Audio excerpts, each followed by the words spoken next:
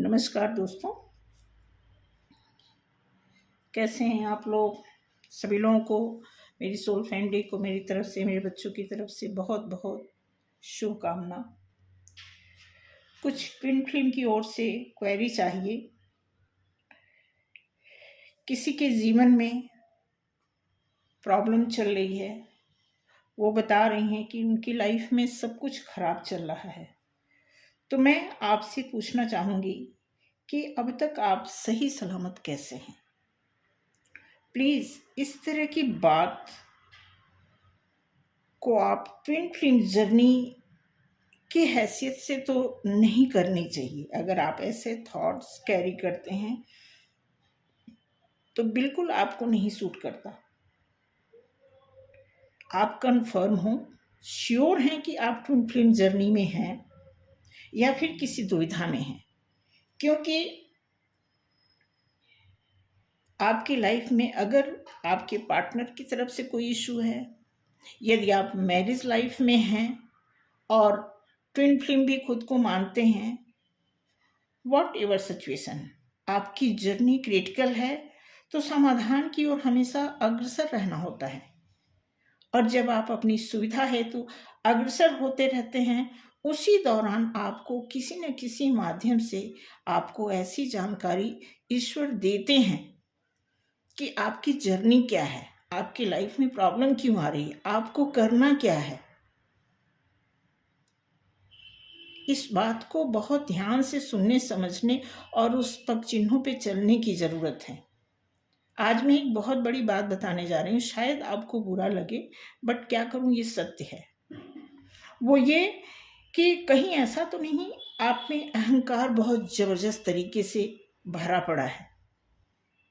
क्योंकि twin flame में मैं आपको बता दूं, वैसे तो डिफरेंट नेचर के होते हैं, लेकिन मोस्टली जो अहंकार, ईगो वाली जो क्वालिटी होती है, बहुत खतरनाक तरीके से ट्विन फ्लेम के अंदर होती है, जिसको निकालते निकालते वर्षों लग जाते हैं।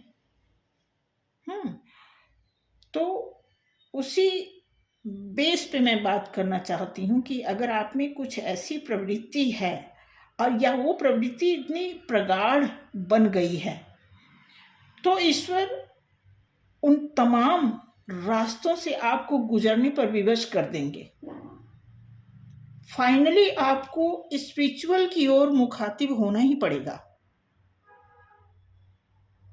क्योंकि जब ईगो हमारे अंदर भ्रमण कर रहा होता है, तो ऐसे में हम हर तरह की क्वालिटी रखते हुए, ईगो का लेयर इतना खतरनाक होता है कि हर क्वालिटी को वो दबोचता है, बाहर नहीं निकलने देता है।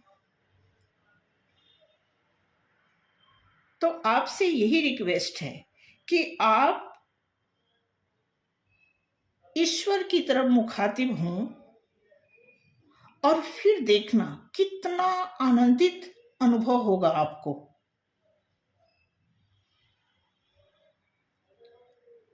और आपके लिए ये सबसे बेहतर तरीका है, हर इंसान के लिए।